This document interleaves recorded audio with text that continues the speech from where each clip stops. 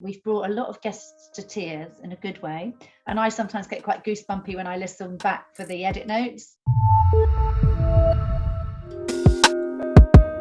My story, which is everyone in Namaste Motherfuckers has a Namaste Motherfucking life-changing moment they're supposed to talk about, and that is kind of inspired by my moment, which was getting into stand-up when I was 45.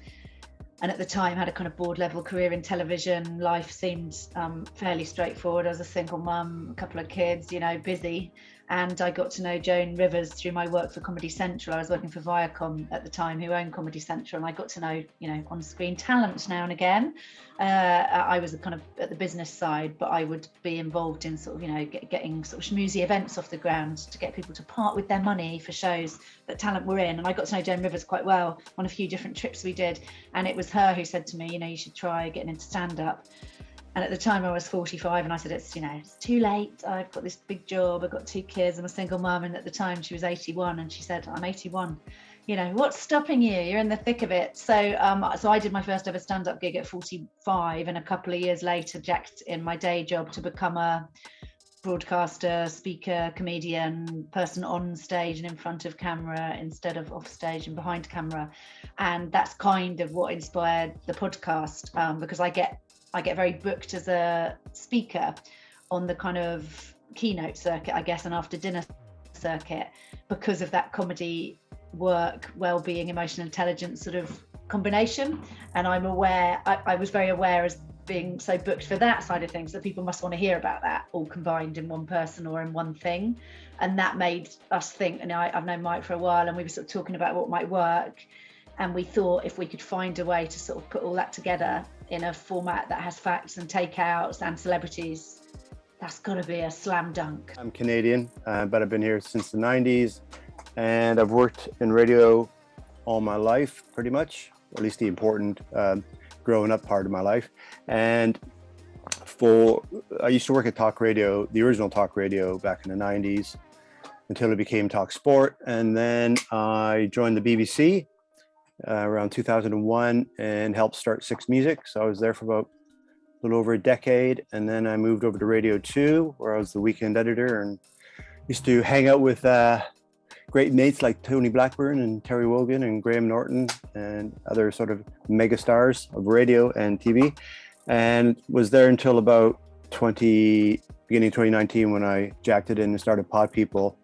Kind of like Cally, giving up her big high-flying TV job, and we both set out on our own, independently, but on our own, just before a pandemic came and fucked everything up.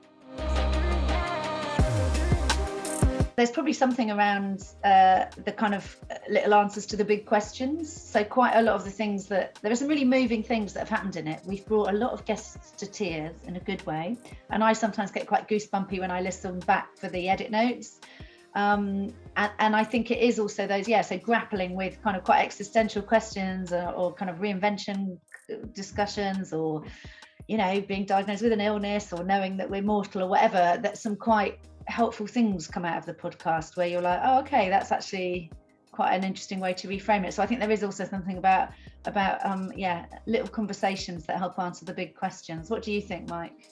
I think the clue's in the title, and as Cally alluded to, that there's a lot of interesting stories. And I guess my elevator pitch would be everybody has a Namaste motherfucking moment. Everyone has a pivotal time in their life when they could have gone either way, or the light bulb went on and it led them to where they are now, which is why they're an interesting person, they have an amazing career, or went down a certain path that led them to where they are, which is why they're interesting, which is why we're talking to them.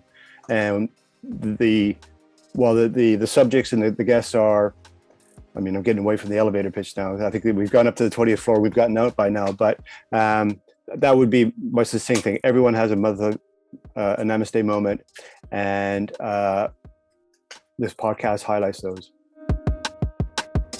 People like Rosie Jones, people think of her as really like strong, successful, comic, and she is, but she did talk in the one we did with her about quite what the challenge had been of the pandemic, and where suddenly things that she'd been able to cope with, she couldn't cope with. She couldn't go to the supermarket because she had to she needs to touch things to get around on her own because she's wobbly, you know, so she suddenly wasn't independent. But hearing someone who's a real badass comedian and become really famous really quickly talking about having to move back in with her parents because she couldn't navigate Sainsbury's local anymore was really, I just think, fascinating story, because then you see her on Mock the Week and you're like, oh, okay, so there's this story as well. So I think we've had people talk about incredible things, and it's a benevolent edit. We would never ever want anyone to have said something and afterwards go, God, I wish I'd never said that. So we would always, if anyone felt uncomfortable, we would always take it out. But I think people no one has. I don't think. No one has. It's a kind podcast. I'm never trying to be exploitative. I'm not trying to be gossipy. Not trying to get a soundbite at the expense of someone. I think it's a kind format, and it helps people. And I think people have said it's a bit like having an hour of free therapy when they do it. I think guests tend to find it quite relaxing, quite nice to do. Stand-up is a really good training ground for that, because we do talk about quite, you know, I've got a bit in my show about a partner of mine who had cancer and some stuff that went on with that. That's a really funny story, but the backdrop of it is he had cancer, you know, and we didn't know if he was going to survive. And so I think we get used to stand-ups to knowing what the line is of how far you can go with perhaps darker subject matter or more challenging subject matter and still have a laugh. The added complication with the podcast is you're curating the experience for the other person. So I think but you know, I mean, we just had one with Tom Chapman, who's the founder of the Lions Barber Collective, which is where barbers are trained to have conversations to help prevent male suicide. It's an incredible conversation, really serious topic, but we did have a real laugh as well in the conversation. So we weren't, I think you can have a laugh, and it says it in the title, doesn't it? Like Namaste and the Motherfuckers.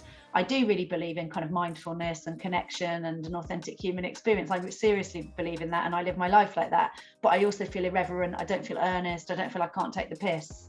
You know, it's a bit like if you think about the atmosphere at Awake, you sometimes have the biggest laugh, don't you, at Awake? And it's not because you don't think it's really sad the person's died, but in the face of something massively dark and serious, everybody's getting together and having a human response to it. So I'm not saying listening to Namaste Motherfuckers is like going to a funeral, but I do think if you look tonally at how you can have the best laughs in the darkest moments, that's probably what happens in some of the topics that get a bit heavier. I don't know, what do you think, Mike? It's never po-faced, and it's never flippant. So she's never glib with stuff, but Cally will make a nice kind of a lighthearted remark over something, or the guest will say something after describing something kind of dark or quite serious. Then we'll kind of say something that Cally will respond to in a kind of a light relief way, but not in a taking the piss or being nasty or making fun. It is that sort of comic relief at a wake sort of sentiment where the tone is always right. It's not too serious and it's not too light. It's a natural conversation, you know, going back to that. It's if you're in a pub and someone started telling you a horrible story, you would listen intently and be empathetic and respond as Cally does. And then there would be a moment where you would crack a joke just to relieve the tension, and the person you're talking to would thank you for it and respond. And it's very natural. It's not rigid or insincere either way. Let people speak, so listen to learn rather than listening to respond. So I do a lot of research, and I know I won't use 90% of it because I work in live with what they do. So properly listening and properly turning up, and by turning up I mean being kind of in the moment with them and let the conversation play out and not feel the need to sort of dominate it but still be the person in charge. So I think it's that balance of and I think if you're a good listener with emotional intelligence, that probably makes a good podcast host. It sounds like I'm a real arrogant wank again. Well, I'm such a good listener. I'm so emotionally intelligent. I'm telling you what I aspire to be. The key thing to me is authenticity, and that comes from listening, really. So you could tell that Cally is genuinely interested in the person's story. You can tell that she's actually listening. She's not reading. She's done prep and knows what kind of direction she wants the conversation to go, and she has questions she wants to get in, but she's not reading from a list. So we don't have any awkward ones where, you know, someone says, oh, and then when I was 17, my family was killed in a horrific mudslide in the Appalachian Mountains. And Cally says, and your favorite color is blue? Because that's the next question. She never does that. And I've got extensive experience in training new presenters, and the number of people who are not listening to the answer because they're looking on their paper for the next question and miss something really, really interesting or jaw-dropping, whatever, because they're not paying attention. And Cally listens because she's genuinely interested. So that authenticity and genuineness and sincerity comes through, which I think makes her a great host.